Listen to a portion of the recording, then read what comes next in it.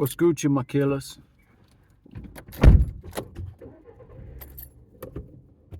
I was talking to a shaman that is the descendant of a long line of shamans going back 7,000 years.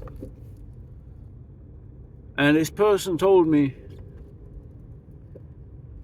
the reason for narcissism is repressed shame, and the reason for psychopathy is repressed anxiety. Alright, so we know this. How does it happen?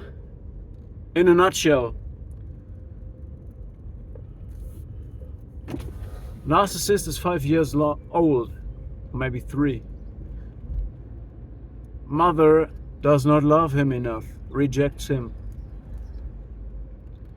Child internalizes this and the child thinks it's unlovable. And it thinks that it's all the child's fault. So it internalizes and represses this shame. Alright? It means it becomes indifferent to shame, it can't feel it anymore. And it has patterns of behavior to get conditional love.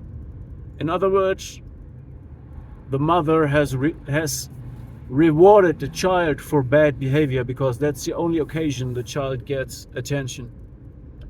Is a narcissist now. Real self-sacrificed, shame repressed, pushed in subconsciousness. Child cannot feel shame and will project shame on others. How is the psychopath created? The child and the human being is put in impossible situations of intense pain and also shame. But the psychopath is very strong and dominant from the beginning. It might be idealized person that also has got the role of the golden child, and this is the beginning of the divorce of reality. That's when you give a person credit for when it does not deserve credit. When you're rewarded for grandiose storytelling and manipulation. And then you add traumatic, impossible situations that are full of pain and shame. And then to not break and maintain the grandiose stability, the psychopath detaches from emotions, feelings, true connections for the sake of not breaking and keeping up the facade. But how do you feel that you have these people around you? You need to understand these people experience the world and they split away the shame and the anxiety into their subconsciousness, into the darkness. They're not aware of it, but they project it on others. This means they put you in situations, and they have different ways to do this. They put you in the same experience. It's kind of experiment they're running. It's also called repetition compulsion, trauma repetition compulsion. So they put you in an experiment and they want to put you in the same situations and they want to inflict the same emotions that broke them onto you. Because they also want to switch the roles. They want to feel, how does it feel as a perpetrator? How does it feel as a savior? How does it feel as the victim again? So they repeat this and try to break this cycle, but they go in cycles, they spiral inward. Yes, I'm telling you, they are spiraling. Yes, sir. So they do this in different ways. The covert narcissist or the narcissist is acting out. Acting out has nothing to do with aggression necessarily. It means acting in a form like an actor will play theater. It means they simply repeat the same childhood.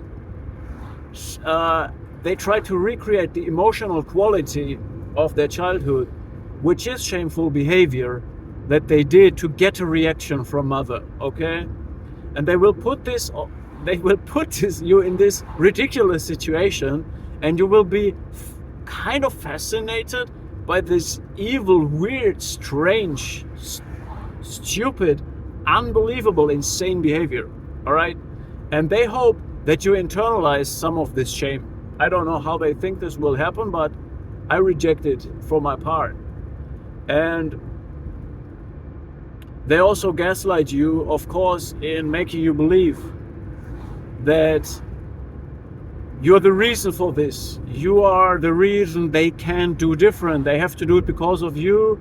They make you feel guilty and ashamed. For some reason, you're connected to this behavior. But they believe it. So they are not technically gaslighting you because they really believe this, what they tell. They live in this fantasy and they can't exit it. The psychopath, however, does it in a more surgical and cognitive, intellectual way. They're not acting out at all. They are not acting, they're acting as well, but not the same way as this. The narcissist is really a clown that, I don't know. But the psychopath also, sometimes you have this uncanny feeling when they just don't know how to use makeup in a decent way, that it is just a nuance, but it's rather like a child painting their whole face like crazy. They are just too bright, too much colors, too extreme. Like the tone of their voice, the laughing is not on the right frequency. It's just too loud. It's too much of everything, or it's not there at all. It's like a human being that has not the nuances, but it has the extremes and the complete absence of it at the same time. So the psychopath can gaslight you, which means they will really kind of surgically study your reactions and emotions. And when they use narcissists to triangulate you, and they use the dysfunctional narcissistic way of acting out to put you in situations, they will precisely observe your reactions to this childhood recompulsion of the narcissist, which is a weird, crazy thing to state. But people, tell me in the comments, you understand what I'm saying?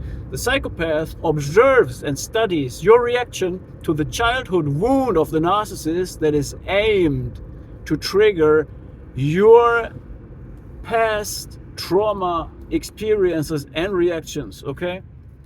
And they will then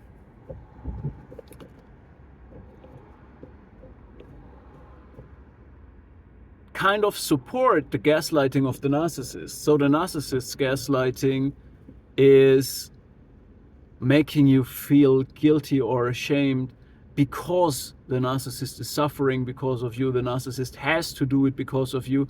But the psychopath is not making her hands dirty, okay? The narcissist does the dirty work, but the psychopath will subtly transport a narration, or will monitor the dysregulative power of this and make you second guess your own sanity, because the psychopath will pretend that the behavior of the narcissist is very understandable and it's all normal, so there must be a problem with your reaction to this. So if you realize this is completely weird and